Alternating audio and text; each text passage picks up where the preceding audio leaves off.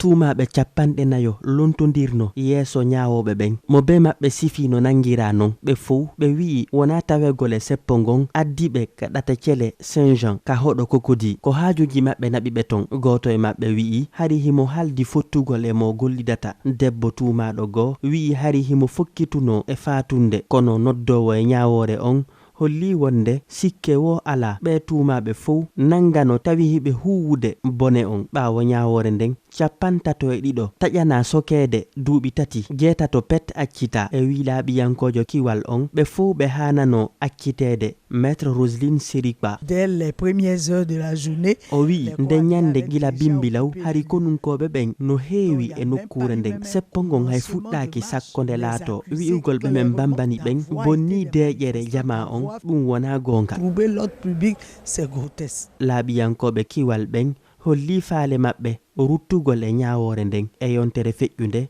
50 kadi ñawano sokede duuɓi tati 60 no habbi ñawede e ɗe balɗe arayɗe hara en andintinayi ko yimɓe 700 nangano batte seppo lundiyankoɓe ɓen ñande 11 e ndu lewru ndu wonɗen e muɗum. Abdoul Aziz Diallo, Abidjan, RFI.